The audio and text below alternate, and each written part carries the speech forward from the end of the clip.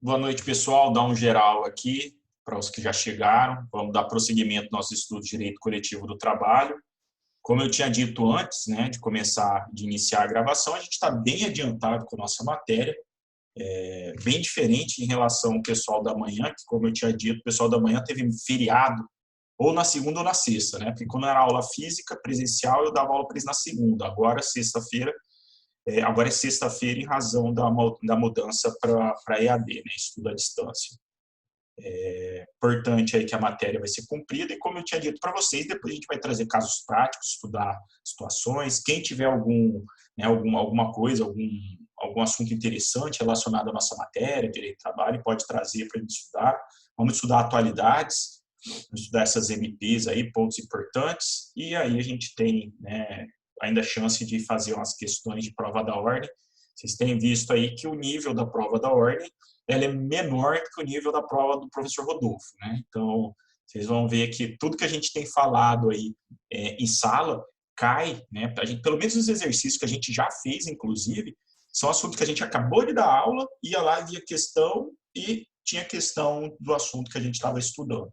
E não é porque eu separei questão, não. Normalmente eu vou lá, a gente procura na hora e é porque são assuntos realmente que eu procuro dar enfoque no que é importante na matéria de vocês, certo?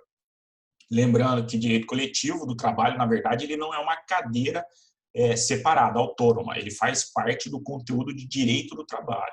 Então, quando cai direito coletivo do trabalho, é um ponto dentro das questões de direito do trabalho, certo?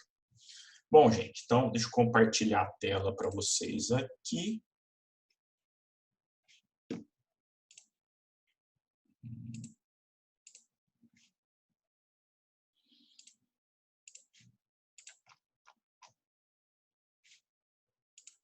Apareceu aí, né? Deixa eu aumentar isso aqui. Eu gosto de ver vocês aí do outro lado. Aumentar a janela onde vocês aparecem aqui.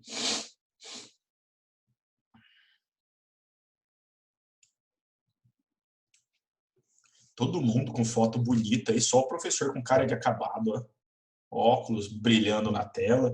Que beleza. Deixa eu ver aqui.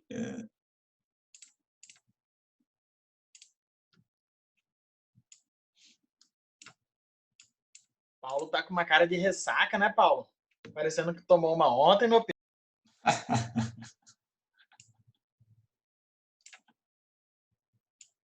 Pronto, gente. Então, vamos retomar. A aula passada a gente começou a falar de greve, né, que está regulado pela Lei 7783 de 1989. Falamos das disposições gerais, falamos do conceito. Depois a gente vai voltar. Hoje eu não vou fazer tanto um resumo, a retomada da aula passada, porque a gente depois vai fazer essa retomada, para vocês verem como o material é interessante, fazendo a retomada com base na lei de greve. Então, a gente vai explicar aqui, vai passar pelos pontos, depois a gente faz uma revisão de greve, passando pela lei de greve, certo? Então, a gente falou das disposições gerais de direito de greve, falou do conceito, falou dos tipos de greve ou situações que não são consideradas como greve. Então, parte bem importante. Façamos ainda, aí paramos, na verdade, né? Fiquei devendo para vocês a questão do ponto da natureza jurídica para frente, né? Então, professor, o que é natureza jurídica, mais uma vez? Lembrem-se, gente, sempre que houver um termo, antigamente caía muito em prova de juiz, pergunta sobre, em segunda fase, né, na parte discursiva, o que é natureza jurídica de um instituto. Bom, a natureza jurídica, gente, você sempre que falar natureza jurídica, a gente tem que buscar qual é a essência, qual que é o fundamento, qual que é a importância desse instituto em direito, né, na cadeira de direito, seja ela qual for. Bom, em direito coletivo do trabalho, né, em greve, qual que é a natureza jurídica da greve? A gente já tinha mencionado antes, mas agora eu vou falar de maneira específica. E qual é?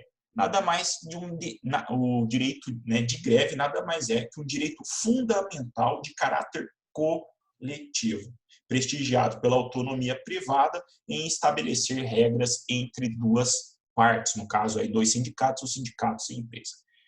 Resumindo, natureza jurídica de greve nada mais é do que direito fundamental de caráter coletivo. Por que direito fundamental? Como a gente já mencionou anteriormente, além da lei de greve existente, a gente tem a previsão da greve lá no artigo 9º da Constituição Federal. Então, por esse instituto estar hoje alçado a um direito fundamental inserido na Constituição, na nossa Carta Magna, ele tem a natureza de um direito fundamental. Ou seja, a gente falou que a greve passou desde um período que ela era proibida até ser alçada hoje a um direito coletivo fundamental do trabalhador. Então, em eventual questão, normalmente essas questões caem em segunda fase. Dificilmente vocês vão ver uma pergunta sobre natureza jurídica e fundamentos quando se tratar de primeira fase, seja de concurso público, seja de prova da ordem. Então, greve, na eventualidade de isso cair numa prova de segunda fase de concurso ou de prova da ordem, tem a natureza jurídica de direito fundamental coletivo, certo? Resultante da autonomia privada de entes coletivos, que normalmente são os sindicatos, né? De um lado, sindicato de trabalhadores, do outro lado, sindicato de empregadores, do outro lado. Ou com a empresa também, que a empresa já tem uma natureza coletiva, certo? Então, a gente pode até pegar nossa caneta aqui e mencionar lá ó, o conceito do Maurício Godinho Delgado, que foi ministro do TST. A natureza jurídica de greve hoje é de um direito fundamental de caráter coletivo,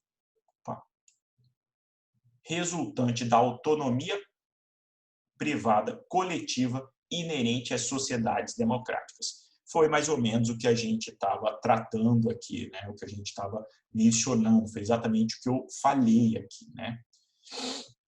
Isso é o direito fundamental. Portanto, ela é um fato social, né? A gente já mencionou aí que muitas vezes a greve ela vai instaurar um fato social para a reivindicação de novas condições de trabalho e de estabelecimento de regras, tanto para empregado quanto para empregador. E essa greve ela tem, como eu disse, um objetivo exatamente de, pelo menos, como a greve ela é deflagrada, via de regra, pelos trabalhadores, ela tem aí como objetivo uma melhora das condições desses trabalhadores. Professor, qual que é o próximo ponto? Está aparecendo aí na tela de vocês o objeto da greve, né? Segundo a doutrina, como está dizendo no próprio material, a greve ela tem que ser aquilo que é concedido por acordo coletivo, convenção coletiva, sentença normativa ou laudo arbitral. Ou seja, assim devem ser definidos os interesses concernentes a cada condição contratual, mas elas são estipuladas em um instrumento coletivo. Normalmente, a greve ela resulta também na formalização de um acordo, convenção coletiva, sentença normativa ou laudo arbitral, porque a greve normalmente é um evento pré-resolução, ou seja, pré-estabelecimento do instrumento normativo. Só que isso aí não é 100%, porque isso é a regra, mas compete e existe exceção. Então, o objetivo da greve nada mais é do que uma pressão iniciada pelos trabalhadores contra a força econômica, que são os empregadores, para ter o objetivo de alcançar uma melhoria das condições. Então, o que é o objeto da greve? Então, natureza jurídica que a gente viu ainda há pouco é um direito fundamental, constitucional, coletivo. Beleza. Qual que é o objeto da greve? Pressão. É um instrumento de pressão contra o empregador com o objetivo de alcançar melhoria nas condições de trabalho. Então, o objeto da greve, gente, nada mais é do que a pressão, um meio, né, de tentar convencer não, né, ou forçar, na verdade, uma maneira de forçar, de causar prejuízo à empresa para ter um retorno, que é isso, apesar de poder causar um prejuízo ao empregador, ele é plenamente válido e é constitucionalmente garantido. Então, vamos marcar aqui o objeto. A greve é mero instrumento de pressão. Cadê a caneta aqui? De pressão, que visa propiciar o alcance de certo resultado concreto em decorrência do convencimento da parte confrontada. Ou seja, é um objeto para forçar que a empresa venha estabelecer novas condições de trabalho, ou seja, atingindo um resultado concreto e convencendo, ainda que seja de maneira forçada, o empregador a conceder outras condições. Oportunidade da greve. Quando que a greve pode ser deflagrada? Aqui é um ponto importante, gente, que muita greve ela é considerada como abusiva ou ilegal em razão da não observação dessa regra. No artigo 14 da Lei 7783 de 1989, que é a lei de greve, ele estabelece o quê? Ele estabelece que a greve ela não pode ser deflagrada quando houver acordo coletivo, convenção coletiva ou sentença normativa em vigor. Então, professor, fizemos um acordo coletivo. Ótimo, fez. A gente estudou que o acordo coletivo ele tem validade por, no máximo, 2 anos. Né? Pode haver prorrogação? Pode, mas dentro de 2 anos. A sentença normativa, por outro lado, ela tem uma validade por 4 anos, não podendo ser prorrogada além desses 4 anos. Então, a validade dela é de 4 anos. Professor, então tá, tem um acordo coletivo estabelecido pelos sindicatos metalúrgicos com o sindicato dos trabalhadores na metalurgia. Passou um ano, os trabalhadores estão achando que aquele reajuste salarial que foi fixado no acordo coletivo ou o piso da categoria não está bom, não. Eles podem reivindicar, através da greve, uma melhoria nessas condições? Gente, não pode. A gente acha que o direito de greve ele é um direito aí absoluto e ilimitado, mas não é. Ele constitui um direito constitucional, mas ele tem limites também. Ele tem limites tanto na Constituição quanto na lei, tanto nas normas infraconstitucionais. Então, via de regra, segundo o artigo 14 da Lei 7783 de 89, portanto, não é possível deflagrar greve na vigência de acordo coletivo, convenção coletiva ou sentença normativa. Beleza, professor, mas digamos aí que não tem acordo coletivo, não tem a convenção coletiva, não tem a sentença normativa, ou vou mais longe, apesar de ter, em algum momento, algum desses instrumentos, passou o prazo de vigência desses instrumentos. Bom, nessa situação, aí sim, se não está mais vigente nenhum daqueles instrumentos coletivos, ou também não existe um acordo, não existe um instrumento anterior, a greve pode ser deflagrada para a instituição de condições de trabalho ou para a formalização desses instrumentos. Então, primeiro, não pode, portanto, via de regra, deflagrar a greve na vigência de acordo coletivo, convenção coletiva e sentença normativa. Mas, como eu disse para vocês, tudo isso existe, né? São regras estabelecidas de maneira infraconstitucional e existem exceções, ou seja, em direito, como quase tudo, existe a regra e nós possuímos as exceções. Como assim, professor? Existirão situações que, mesmo onde haja acordo, convenção ou sentença normativa, pode sim ser deflagrado a greve. Primeira exceção, gente, quando houver o descumprimento do acordo ou convenção coletiva. Quando alguma das cláusulas do acordo ou convenção coletiva não estiverem sendo cumpridas pelos sindicatos empregadores ou pelas empresas, aí sim o sindicato pode, em assembleia, fazer a votação e deflagrar a greve. A greve aí não é para estabelecer novas condições de trabalho, na exceção que eu estou trazendo para vocês, mas sim para reivindicar o cumprimento de um direito já assegurado num acordo coletivo, numa convenção coletiva ou numa sentença normativa. Então, é possível greve que tenha por objetivo forçar o cumprimento de cláusula ou condição estabelecida em instrumento coletivo. E a segunda exceção, ou seja, a possibilidade de deflagrar greve, ainda que exista um instrumento coletivo, é caso haja um fato novo que venha alterar a realidade dos trabalhadores e que permite, dessa forma, o estabelecimento de uma novo movimento grevista para reivindicar ou para alterar o acordo, convenção coletiva ou sentença normativa. Então, é mais ou menos o que a gente está vivendo hoje. Então, a gente vive questão de pandemia. Tinha previsão? Era previsível? Não, a gente foi acometido aí por um fato, né, uma situação considerado como força maior, ou seja, uma situação imprevisível, né, e inevitável, salvo se tivesse fechado o Brasil, né, mas não foi o caso, então situação imprevisível e inevitável, que atingiu a maioria dos trabalhadores. Então, hoje a gente sabe que não vai haver greve porque não pode haver né, a reunião dos trabalhadores, não pode haver assembleia, em razão aí da limitação da questão de aglomeração. Então, existe aí uma proibição nesse sentido. No entanto, gente, se não fosse a situação, ou futuramente, digamos aí que passa o período da pandemia, mas em razão dessa situação excepcional que se criou agora, pode ser que depois sejam deflagrados movimentos grevistas com o objetivo de regular esse período agora que a gente está passando. E mesmo que esteja o quê? Em vigor um acordo, convenção coletiva ou sentença normativa. Então, vamos lá. Momento, oportunidade. Quando que pode ser deflagrada a greve? Quando não existir nenhum acordo, convenção ou sentença normativa.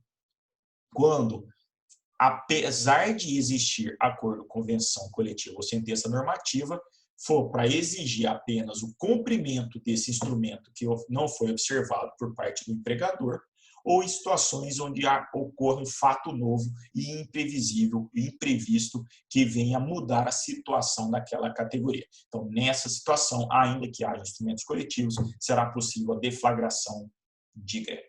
Certo? Ficou claro aí, gente? Tranquilo? Estão acompanhando, beleza aí? Seguindo, gente. Procedimento para deflagração de greve. Como eu disse para vocês, não basta o sindicato querer para deflagrar a greve. Não basta um grupo pequeno de trabalhadores desejar para deflagrar a greve. A gente tem o quê? Procedimento. A gente tem que observar alguns procedimentos para deflagração de greve. Quais são esses procedimentos? Quais são os pontos necessários para até a gente chegar ao momento de deflagrar a greve? Primeiro, tem que haver uma tentativa de conciliação. A gente estudou há 2 capítulos atrás a negociação coletiva. Gente, antes de deflagrar qualquer greve, tem que haver uma tentativa prévia e real de conciliação. Se realmente não for possível, a gente dá mais um passo para deflagrar a greve. Mas enquanto não houver a tentativa de conciliação, se por um acaso o sindicato desrespeitar isso e não tentar a negociação coletiva, a greve será considerada como abusiva e não terá prosseguimento. Ou seja, no caso de chegar até o Poder Judiciário Trabalhista, os desembargadores vão determinar o retorno dos trabalhadores que aderiram à greve e vai mandar desfazer aquele movimento grevista. Portanto, primeiro ponto, tem que haver a tentativa de conciliação. Negociação, tentativa de conciliação coletiva. Negociação coletiva. Então, vamos lá, vou marcar aqui, pegar a caneta de novo. Tentativa real de conciliação. Segundo ponto, que é exigido, falei para vocês da importância da assembleia. Nada mais é o que, gente? Do que tem que haver uma convocação da entidade sindical, da forma como está estabelecido no seu estatuto, para que haja a votação, deliberação em Assembleia Geral de Trabalhadores sobre a possibilidade da greve. Não é o dirigente sindical, apesar de representar a empresa, que tem a possibilidade, o direito aí de requisitar ou determinar a greve. Na verdade, a greve só vai ser possível depois que houver a convocação desses trabalhadores para que em Assembleia Geral, como a gente já viu anteriormente, possam votar e optar pela paralisação e optar pela greve. Então, o segundo ponto, nada mais é que tem que haver convocação pela entidade sindical e decisão pela Assembleia Geral de Trabalhadores. Para quem não lembra, a gente falou que em primeira convocação tem que haver 2/3 dos membros do sindicato presentes e votação desses membros, e em segunda convocação 1/3 dos entes das pessoas que fazem parte da associação ou dos associados àquele sindicato. 2/3 na primeira convocação, 1/3 na segunda convocação. Para as entidades com mais de 8.000 sindicatos, a gente mencionou que aí pode ser o quê? 1/8 em segunda convocação. Então, beleza. Primeiro, sindicato, através do dirigente sindical, busca a negociação coletiva. Segundo, a negociação foi frustrada, a empresa não quis, os sindicatos, os empregadores não quis, ou não chegou no denominador comum, passa segundo ponto, convoca-se a assembleia para o quê? Votação sobre a possibilidade de paralisação daquela categoria. 3, se for deliberado a greve, né, digamos que na assembleia haja votação para que haja a deflagração de greve, tem que haver um aviso prévio, não existe greve surpresa, tem que haver uma comunicação com antecedência mínima de 48 horas né, e 8 horas, para que haja a possibilidade de deflagração de greve.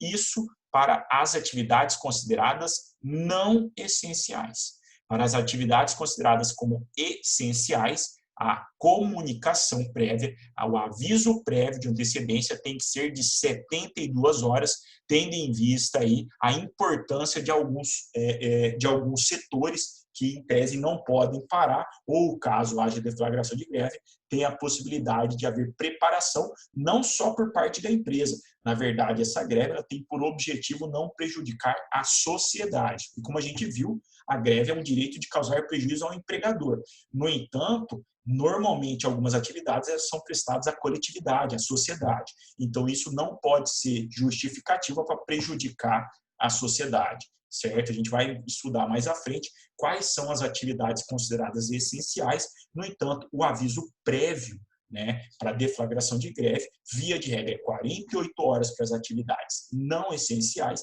e 72 horas para as atividades essenciais. Tem uma pergunta aqui. Peraí, cortou aqui a pergunta. Oi, Daniel. Pode, exatamente isso, cara. Se, por exemplo, né, tem um acordo coletivo e esse acordo coletivo não está mais em vigor, não está vigente, ou seja, transcorreu o prazo de validade dele, aí sim existe a possibilidade de deflagrar a greve, certo? Então, é possível sim. Tá? Desculpa o atraso, muitas vezes eu não vejo, porque eu estou olhando para vocês aí, e aí não viu a pergunta. Ô, Laranja, pega Professor, Oi, diga, Juliana. na última aula o senhor deu o conceito de greve que o ministro Godinho, né, falou. Uhum. Aí o senhor disse que é um direito de causar prejuízos e que é um Isso. enfrentamento empresarial. Aí, como observação, o senhor colocou que a greve ela não precisa ser o último recurso do trabalhador. Isso. E agora, no procedimento, o senhor falou que tem que haver uma prévia tentativa de conciliação. Como que é isso? Eu não consigo Isso, entender. não é que você anotou como? Você anotou na última aula? Não precisa ser o último recurso, que ela pode ser realizada numa Isso. primeira situação. Isso, então o que acontece? Digamos aí, a primeira situação é aquela situação onde você não consegue, depois de tentativa de negociação, você tentar outra medida. Não precisa recorrer ao Poder Judiciário para pedir uma autorização de greve. No entanto, o que é essa primeira medida? A greve, para ela ser deflagrada, ela é a primeira medida, né, dos trabalhadores. No entanto, eles têm que primeiro fazer a tentativa de conciliação, ou seja, uma negociação coletiva. Ela é a primeira medida, só que para essa medida ser realizada, ela tem que observar alguns requisitos. Entendeu, Jaliane? Então, assim, não preciso recorrer ao Poder Judiciário para pedir uma autorização, entrar com uma ação individual, tentar de alguma forma extrajudicial. Só vai haver a necessidade, primeiro, alguns requisitos estabelecidos pela lei. Eu tenho que tentar de maneira coletiva, primeiro uma negociação para tentar, na verdade, evitar a deflagração de greve. Agora, se realmente não chegar ou a empresa não quiser negociar, aí você pode recorrer à greve, certo? Obrigada. Seguindo, gente. Beleza, Rodrigão? Vai com Deus, meu rei. Abraço. Seguindo. Aqui, ó, gente, quando eu estava falando para vocês, deve ser o quê? Uma deliberação e a antecedência de 48 horas de comunicação e, tratando de atividades essenciais, pelo menos uma antecedência mínima de 72 horas, certo? Não há uma formalidade específica. Professor, tem alguma formalidade? Não, você tem que fazer uma comunicação, tanto ao sindicato quanto ao governo, sobre essa situação, exatamente para não pegar ninguém de surpresa, ou, como a gente já mencionou antes, quanto ao direito de associação, não pode ser convocada uma greve para numa data que já tem outra greve marcada, né? Então, para evitar aí qualquer tipo de conflito ou para tentar fragilizar um movimento tentar fragilizar o outro, certo? Ou causar algum tipo de importunação pública, certo?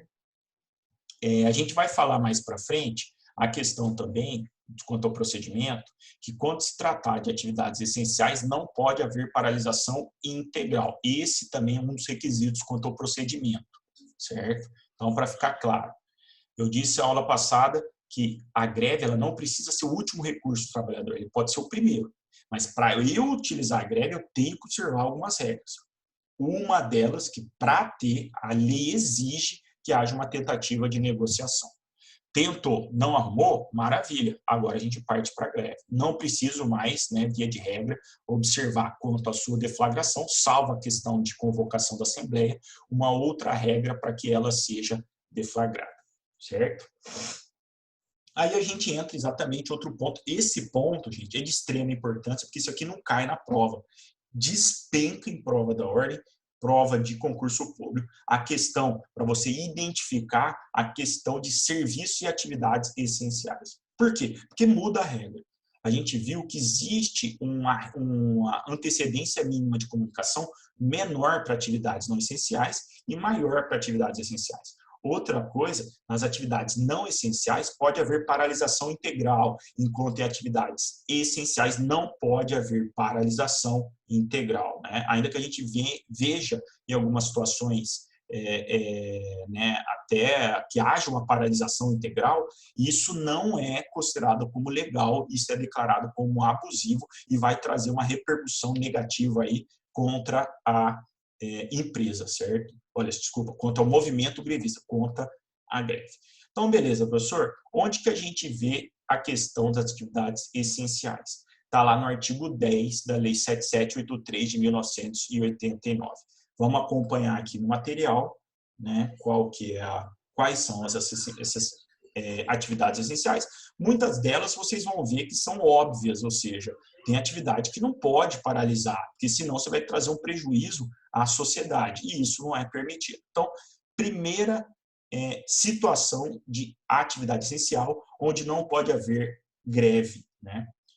Abastecimento, tratamento e abastecimento de água, produção e distribuição de energia elétrica, gás e combustível, certo? Então, não pode haver, gente, paralisação, né, nas atividades essenciais referente a abastecimento de água, produção e distribuição de energia elétrica, gás e combustível. Por quê? Porque se você paralisar essas atividades, como eu mencionei anteriormente, você vai trazer um prejuízo à sociedade. Imagina a sociedade ficar sem combustível aí. Todo mundo tivesse que andar a pé para trabalhar, para ir dar aula. Por quê? Porque se ficar sem combustível, não para só o seu carro. Para o quê? Para o Uber, para o transporte público, para os ônibus. Isso aí traria um caos, né, muito grande para a sociedade. Da mesma forma, energia elétrica. Imagina se os trabalhadores, né, da energia, né, que trabalham ou no ramo, nas concessionárias de energia elétrica, pudessem paralisar.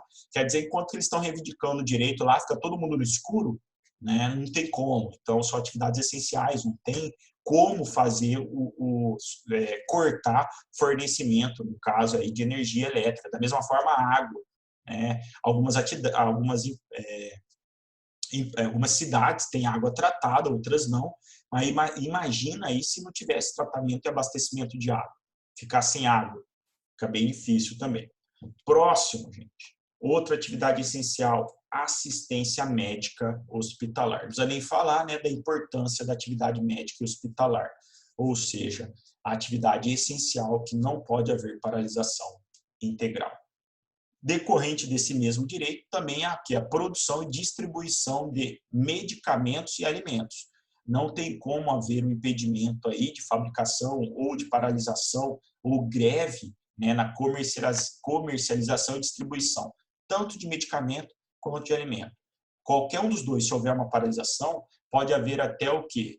Pode proporcionar, pode gerar morte de pessoas, seja porque precisa de medicação específica, se houver paralisação não haveria produção, e alimentos também, porque imagina o corre-corre que viraria se a gente tivesse aí uma greve no setor de alimentos. Então, haveria aí um prejuízo, as pessoas poderiam até passar necessidade em razão da falta de alimentos para todos, até porque a gente vive aí hoje uma sociedade onde a população, né, em quase todos os países é elevada, então não haveria alimentos para todos.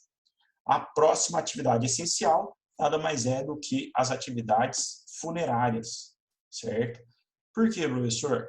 Gente, imagina se tivesse paralisado aí atividades de funerária, né? Imagina, né, funerária em greve. Ia ficar o quê? Corpo jogado aí? Ia amontoar em algum lugar? Né, como é que ia ficar? Isso aí é questão não só de dignidade da pessoa humana, mas também preservação da saúde pública, porque, né, como todos nós sabemos, no caso aí da degradação do próprio corpo humano, haveria a possibilidade de contaminação, seja por uma doença, seja pela degradação natural. Né, Josué, você já imaginou o caos que seria a paralisação da greve em atividade de funerária? Então, não tem como fazer. Então, funerária também é atividade essencial. Em seguida, ali, eu já, né, até marquei ali, né, sem querer, transporte coletivo. Transporte coletivo é outra atividade essencial. Apesar que nessa aqui, a gente, de vez em quando, vê uma pressãozinha maior, o pessoal tenta fazer a paralisação integral, aí vem a justiça e manda os sindicatos proporcionarem pelo menos um número mínimo, né, ou uma porcentagem mínima para que seja fornecida à população, para não impedir que as pessoas, né, possam se locomover. Então, o transporte coletivo também é uma atividade essencial, não pode haver uma paralisação. Ô, Então, professor, e no oi. caso da greve dos caminhoneiros? Pois é, o problema dos caminhoneiros, na verdade, é que não é transporte coletivo, né, Yuri? O que pode haver, que pode declarar como ilegal a dos caminhoneiros, é se por um acaso, em razão da falta de transporte, faltar alimento, medicação, né, a combustível, ou seja, indiretamente atingir as outras atividades essenciais. Aí ela pode ser declarada como ilegal ou abusiva, Yuri. Então, assim, via de regra, não é, ou, né, a questão dos caminhoneiros, ele não é uma atividade essencial. No entanto, se todos paralisarem, igual a gente teve há um tempo atrás, 2 anos atrás, um ano, né? Já, o professor está ficando velho, né? Já não lembra mais das coisas. Então, houve a paralisação dos caminhoneiros, mas até o que? Se houvesse um desabastecimento, haveria a declaração de abusividade. Tanto que, não sei se vocês lembram, houve a liberação para que caminhões que transportassem medicamentos pudessem transitar, desde comprovado lá, né, por todo o nosso, pelas nossas rodovias, certo? Né? Apesar disso, ainda houve muita perda de questão de alimento, tal, mas o que não houve foi a falta de alimento. Se houvesse, haveria a declaração de abusividade, certo? Respondendo aqui a pergunta do Adriano e da Carla, professor, em atividade essencial, existe um mínimo a ser garantido? Na lei, não tem nada estabelecido de mínimo. Vai ter que ser analisado caso a caso para entender, para verificar qual que é o prejuízo que pode ocasionar à sociedade. Normalmente, por questão de decisão jurisprudencial, garante-se por 30%, como você e a Carla perguntaram, Adriano. Exatamente, tem que garantir pelo menos 30% em atividade essencial. Se for uma atividade essencial, né, normalmente, que não venha, né, se 30% for suficiente para garantir à sociedade a sua manutenção ou que a sociedade não tenha algum prejuízo, é 30%. No entanto, dependendo aí da necessidade, pode ser, por decisão judicial, a definição de uma porcentagem diferente, 50%, 70%, 60%. Vou mencionar um exemplo para vocês. Quando eu estava em São Paulo, quando eu trabalhava em São Paulo, houve a paralisação lá dos metroviários. Metrô também é considerado transporte coletivo, certo? Transporte coletivo é atividade essencial. Eles pararam 100%, tá? Os metroviários. O que acontece? Pararam e veio o TRT lá de São Paulo, né, após uma manifestação por parte do Sindicato dos Empregadores, após um dissídio instaurado pelo Sindicato dos Empregadores e pelas empresas, pedindo a declaração de abusividade porque houve a paralisação integral. E aí, o que aconteceu? O tribunal não teve outra situação, ou não teve como dar outra decisão a não ser deflagrar a abusividade da greve. Por quê? Porque, na verdade, metroviário é transporte coletivo, atividade essencial, não pode haver paralisação total.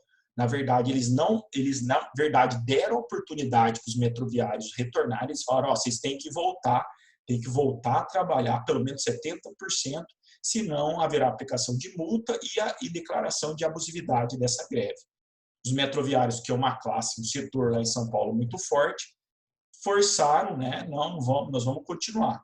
Beleza, aplicaram um dia de multa. No segundo dia de multa, o tribunal elevou esse valor, se não me engano agora era 500 mil por dia de paralisação. Passou o primeiro dia, no segundo dia pergunta se a turma não estava trabalhando de novo, né? Por quê? Porque, na verdade, esse dinheiro, esse valor será exigido do sindicato. E aí o sindicato não quer perder o valor que eles arrecadaram, que é difícil de arrecadar, para pagar uma multa desse valor, uma multa tão alta, né, aí para a categoria.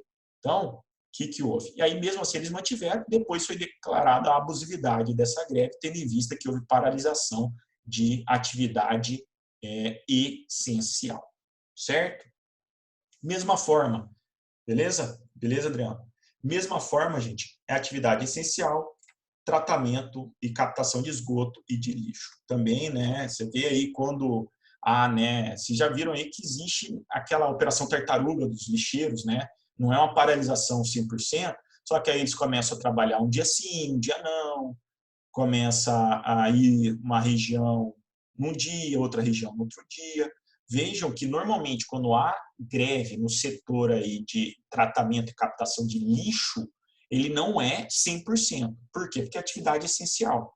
Há, na verdade, aí uma redução da carga de trabalhadores, uma redução da prestação de serviço, mas não há paralisação integral, porque se tratar de atividade essencial.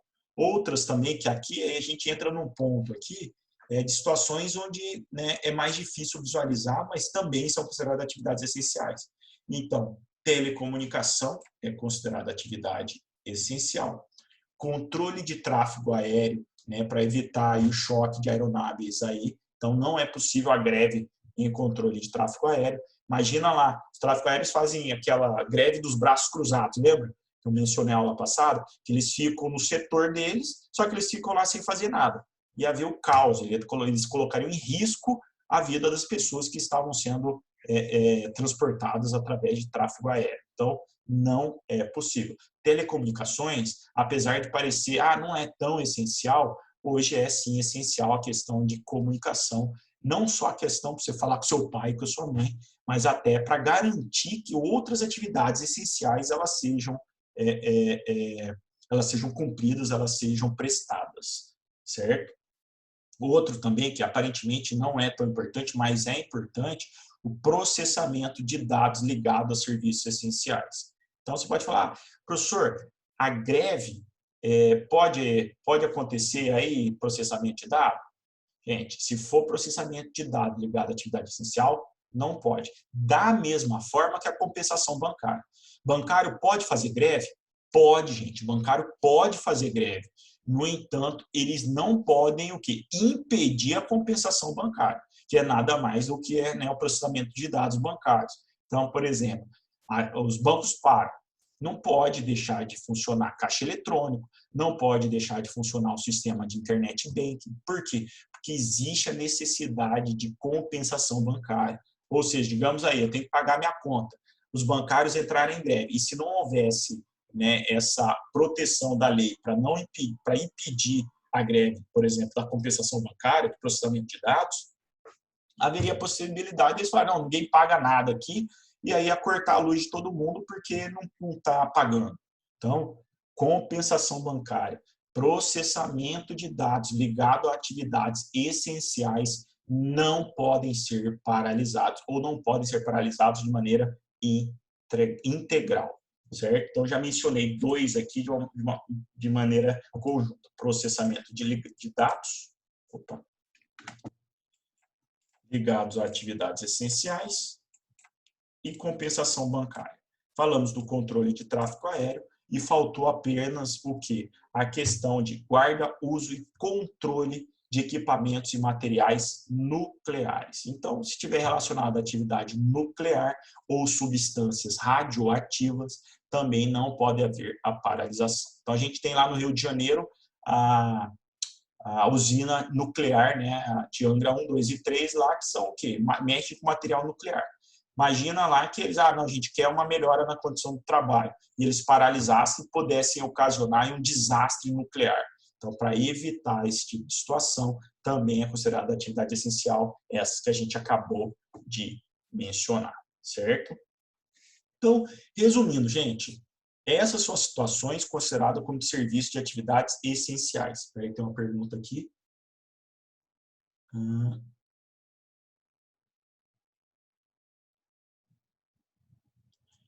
Pergunta do Giovanni. Ótima pergunta, Giovanni. No caso da greve, né, dos metroviários, não caberia legalidade, visto que existem outros meios de transporte coletivo para atender a população? Primeiro, não é por setor, né? Então, o metroviário, ele é um setor dos transportes coletivos.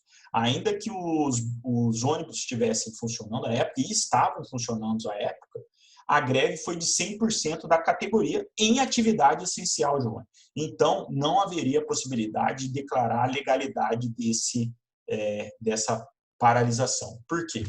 Porque não é que houve a paralisação do transporte coletivo 100%, mas houve a paralisação por parte de uma atividade que é essencial de 100%. Ou seja, nenhuma, seja o fornecimento de ônibus, seja os metroviários, podem haver paralisação de 100%, porque eles são transportes coletivos. E o que gera? Na época, Giovanni, gerou caos lá, porque não havia ônibus suficiente para transportar todo mundo através de ônibus, porque a malha de metrô lá e de trem de São Paulo ela é muito grande. E, para você ter uma ideia, a maior parte da população de São Paulo ela utiliza desse meio para chegar até o seu trabalho. Então, na época, criou um caos lá, eram os ônibus superlotados, o pessoal não conseguia chegar ao trabalho. Então, esse caos que não é possível por se tratar de atividade essencial, certo? Então, o que a gente está apontando aqui, né, quando eu mencionei aqui? Quando se tratar, então, de transporte coletivo, qualquer transporte coletivo que seja, ele é considerado como atividade essencial. E não é porque existe outro transporte coletivo que vai afastar a ilegalidade desse ato. Da mesma forma, gente, é a questão do quê? Da concessionária das telecomunicações. Vamos dar um exemplo. Quer dizer que, por exemplo, tem Oi, TIM e Vivo, né? Não, só os trabalhadores da Oi fazem paralisação. Vão fazer uma greve? Ou seja, só em Cuiabá. Quer dizer que quem é da Vivo e da TIM, no caso aí, em razão disso, poderia haver a paralisação deles. Ou seja, não, mas a Vivo parou, mas tem TIM e tem Oi. Então não é abusiva? Não.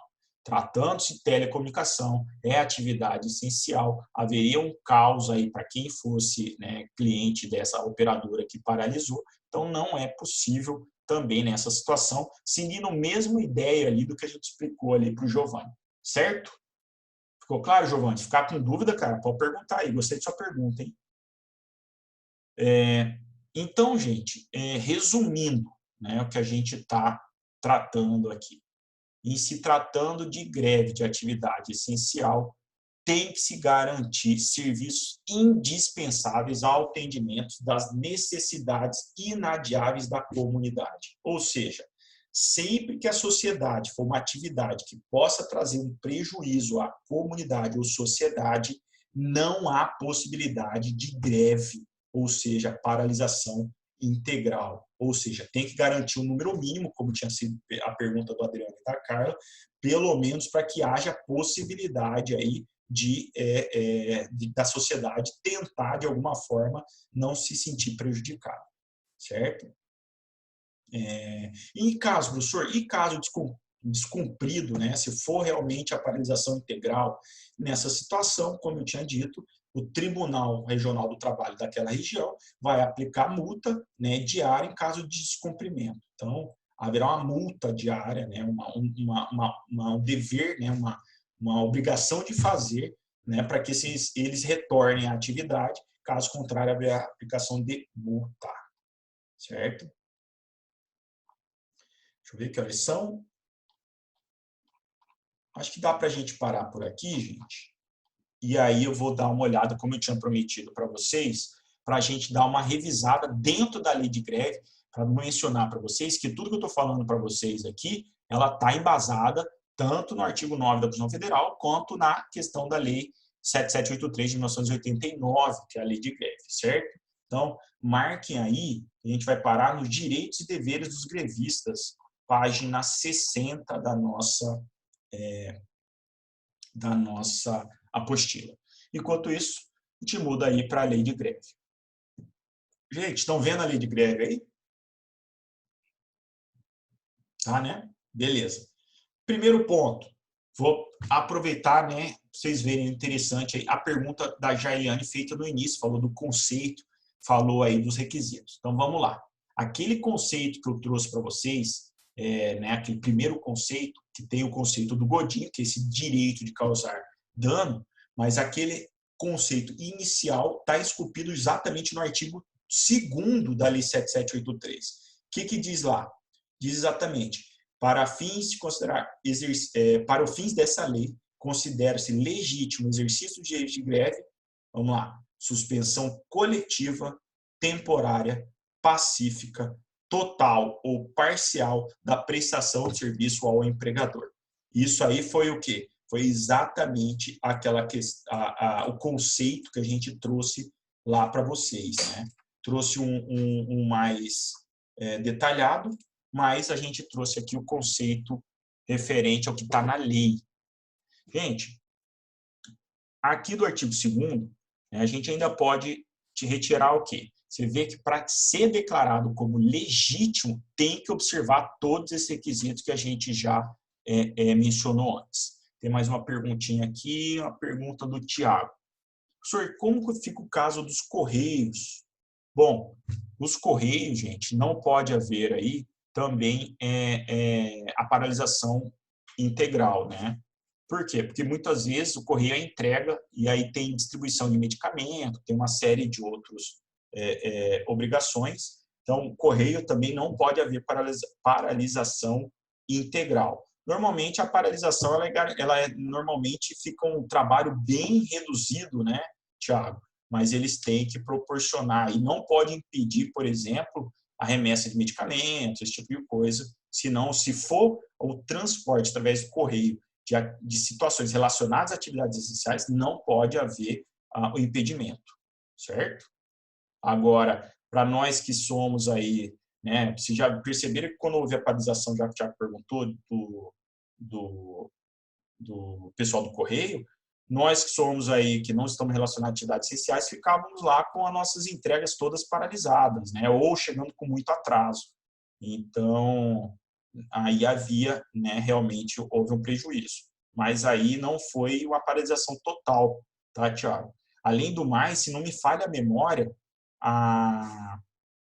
o SEDEX não parou. Então, eles obrigavam a gente a pagar mais e só o SEDEX que estava praticamente funcionando. Agora, os envios padrões, né, que não há o pagamento do SEDEX, que é um valor mais caro, aí havia essa possibilidade. Aliás, não havia possibilidade, ou seja, havia paralisação. Certo? Seguindo aqui, gente.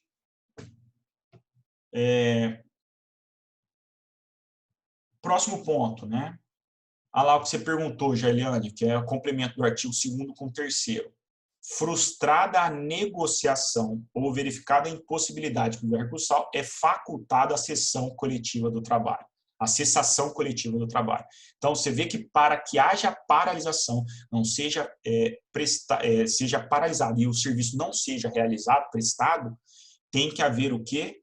Uma negociação. Então, quer dizer que a greve não pode ser utilizada como primeiro instrumento? Pode, mas para que a greve seja, ela exige um requisito, que haja uma negociação prévia. Sem ela, não há possibilidade de deflagrar a greve, certo? No parágrafo único, a gente mencionou a questão da antecedência mínima de 48 horas para a paralisação em atividades não essenciais, certo? E, por fim, né, a gente dá um pulo aqui, vai lá o artigo 10 que fala que são consideradas atividades essenciais. Então, tudo aquilo que eu mencionei para vocês, tratamento e abastecimento de água, distribuição de energia elétrica, gás, combustível, assistência médica e hospitalar, distribuição e comercialização de medicamentos, funerários, transporte coletivo, captação e tratamento de esgoto e lixo, telecomunicações, guarda e uso de substâncias radioativas e materiais nucleares, processamento de dados ligados a serviços essenciais, controle de tráfego aéreo e compensação bancária. Aí eu trouxe aqui duas novidades para vocês inserirem, porque foram situações inseridas a partir agora de 2019. Quais são, gente? Atividades médico-periciais relacionadas ao regime de previdência. Então, aqueles peritos que fazem análise de concessão de benefícios, como auxílio-doença, auxílio-acidente, aposentadoria por invalidez, não podem deflagrar greve, ou seja, é considerado como a atividade essencial, a atividade dos médicos periciais, certo? Outra também, atividades médicos periciais relacionadas a impedimento físico, mental e intelectual, para referência de reconhecimento de direito para equipes multiprofissionais e interdisciplinares. O que é isso? Resumindo, gente, médico, falou em médico de perícia para verificar, para concessão de um benefício, ou para verificar a capacidade para que aquele trabalhador retorne aos trabalhos, ou para que ele trabalhe, não é possível a paralisação, certo? É considerada atividade essencial, pelo menos não a paralisação integral, certo? Mesma coisa quanto ao inciso 14, que também todos eles foram inseridos em 2019, e por fim uma que foi inserida agora essencialmente, a atividade portuária, ou seja, os portos também não podem deflagrar greve de maneira integral, certo? É considerada como abusiva, e isso foi inclusive inserido agora recentemente pela medida provisória 945 de 2020. Por quê, gente? Porque a questão dos portos, eles são de extrema importância tanto para a importação de produtos quanto a exportação, e muitas vezes aí fundamentais em relação às atividades essenciais, ou seja, para importar alguma coisa que o Brasil necessite, certo? Por fim, né, do que a gente mencionou hoje, eu ainda mencionei o artigo 14, que são aquelas situações... Aliás, primeiro, o artigo 13, né? Quando se tratar de atividades essenciais, aqui, ó, tem que haver a comunicação com antecedência mínima para a greve de 72 horas, certo? Então, exatamente confirmando o que a gente tinha mencionado antes. E no artigo 14, artigo seguinte, aquela que considera-se abusiva a greve quando houver acordo, convenção coletiva ou outro instrumento coletivo, sentença normativa, não pode haver deflagração de greve quando estiver em vigor essas medidas, salvo, como a gente mencionou antes, para exigir o cumprimento de cláusula ou condição desse instrumento coletivo, ou em razão de superveniência de fato novo ou acontecimento imprevisto. Aí pode ser deflagrada a greve para tentar modificar, né, aquela situação que ocorreu em razão da mudança da realidade daquela situação. Lembrando, gente, só para encerrar a aula, nesse ponto aqui, gente, sempre que houver uma greve declarada como abusivo, haverão efeitos de responsabilização civil, administrativa e até mesmo criminal, tá? Então, vamos dizer aí,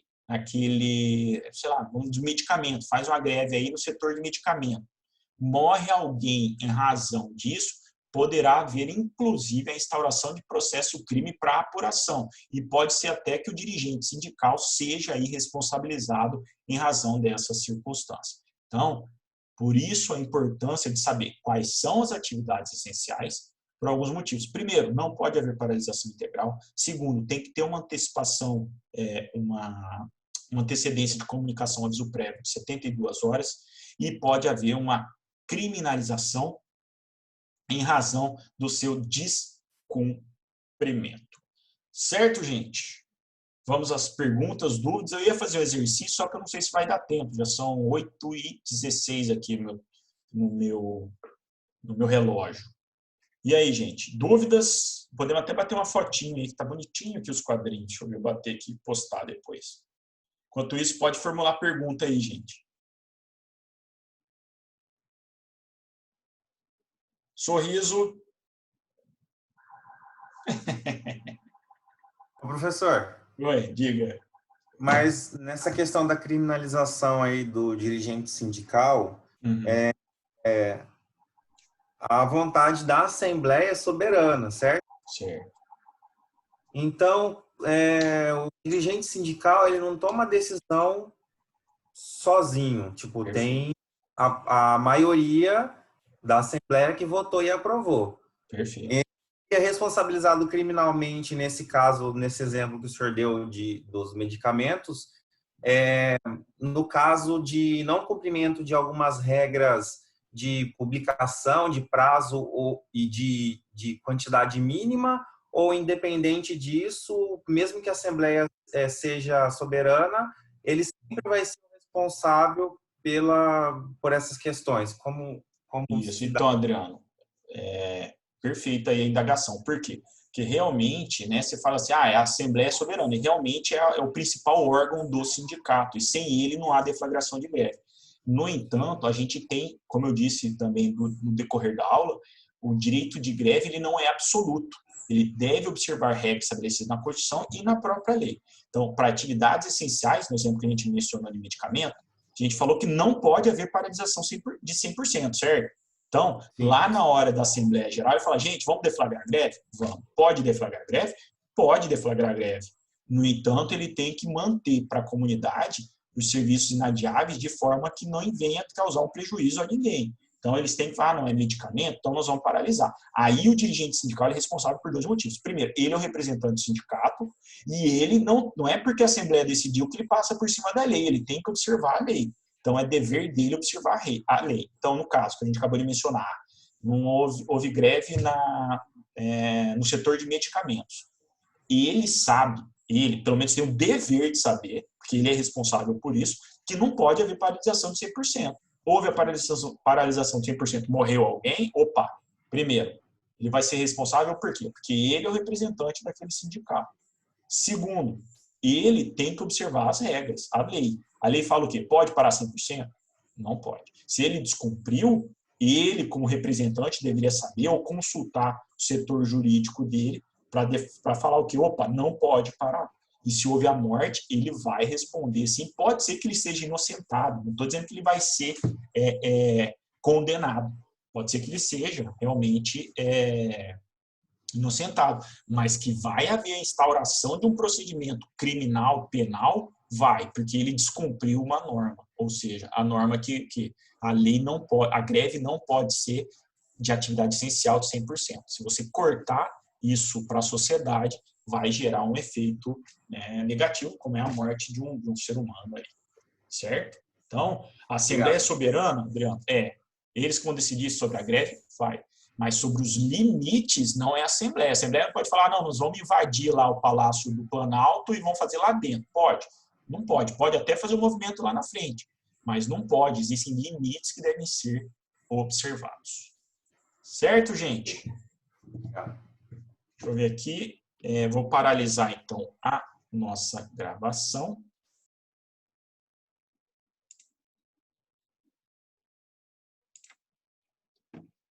Aula que vem, portanto, a gente vai